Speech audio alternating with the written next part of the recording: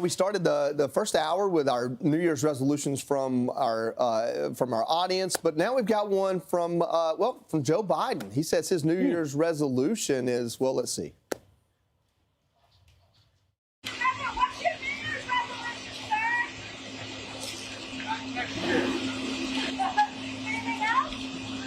That's the biggest one right now. Do you say to come back? Come back next year, and you know, we don't know if he means back to St. Croix for New Year or back maybe to life. Back to the White House. Back to maybe. consciousness. It's an odd thing Back to to say. the White House. Yeah, it could be Odd back thing. to that restaurant, that fancy restaurant he was at. Back It could to be his- anything. Back It to really his could. nap. Oh, nobody knows, and that's the point.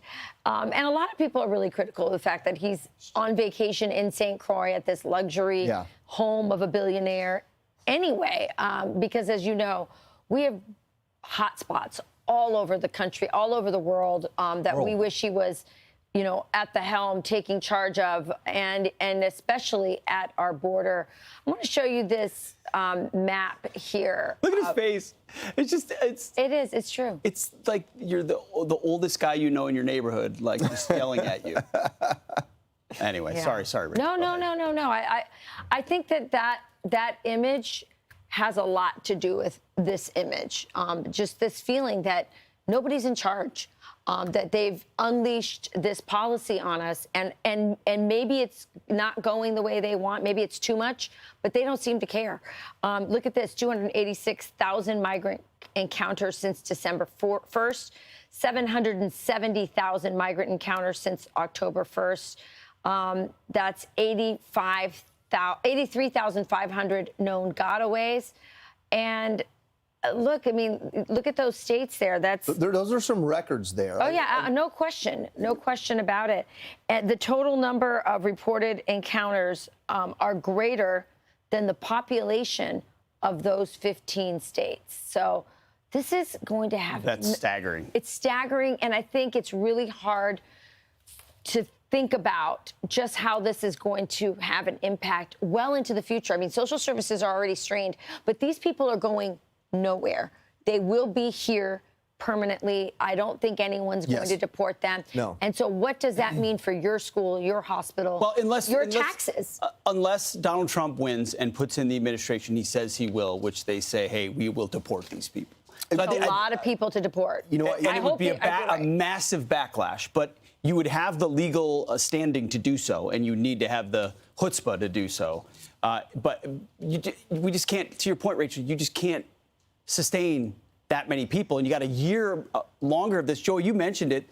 Those are record numbers. So those numbers we showed were basically based on a month, the first one, 286,000 in a month, and then a quarter, 800,000 in a quarter, and these are the known gotaways, let alone the ones we don't know about. I mean, these known gotaways is such a misleading nomenclature for something. So what does known gotaways mean? Does it mean these are the amount of people we saw on a camera but didn't intercept? Or is it a prediction of what they think the total people that came across the border they didn't intercept were? I don't care about known gotaways. I want to know about unknown gotaways. How many people are coming across the border that we have no interaction with, that are coming here freely? And that number is speculative at best. It's probably huge, and it really tells the rest of the story. I mean, the Biden administration has taken this crazy notice to appear piece of paper, and if you hand that to someone and say, hey, we've documented that you came here illegally, you're asking for asylum, we can't make that determination right now, so we're going to let you on in. Just please come back in 2 to 4 years, and we'll have a court case and figure it out. That makes, through the Biden administration, that makes their presence in this country legal-ish. That gives them documentation, actually, of why the Biden administration is allowing them to be here, although they came here completely illegally and have no proven claim to be here. So, you know, Joey, first of all, by the end of this Joe Biden's term, I believe we're going to have about 10 million people who will have come into this country illegally. That's a massive number of people, especially if you think about that these are people with, you know, low skills, not a lot of education, and we don't know who they are and what's going on. Yesterday, I had a guest on that I interviewed on this show, and he was in. I want to, maybe our producers can remember his name, but in any case, he said, "Listen, this is no longer, in my opinion, I can't figure out what the end game is. I used to think it was about votes, that they were importing,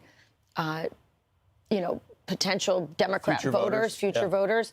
But he said, this is so much bigger than that. I would say so much more coordinated than that with organizations like the World Economic Forum, the UN, the Soros-funded NGOs, and many of these other countries. So the end game to me is a borderless world.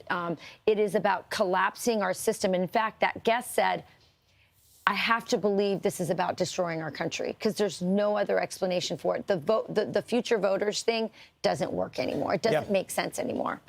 Which would mean looking at the pictures of Joe Biden on vacation, giving a nonsense New Year's Eve resolution. It's not that he's incompetent; it's that he's party to it. Yeah, he's party. I mean, he's willing to see that destruction under his watch and do nothing about it. And that's what Representative Randy Weber, Republican from Texas. He gave a quote to Fox News Digital about this contrast. And he said, President Biden's dereliction of duty is on full display while he sits on the beach and ignores the thousands of illegal immigrants invading our country daily. America, as we know it, will be unrecognizable unless this administration comes to the table, starts enforcing the laws, and stops the flow of illegal immigrants, which, of course, they won't, which is why the election will be such a referendum on, the economy, on this issue, and then, of course, everything the left wants to make it about, too. I'm Steve Doocy. I'm Brian Kilmeade. And I'm Ainsley Earhart. And click here to subscribe to the Fox News YouTube page to catch our hottest interviews and most compelling analysis.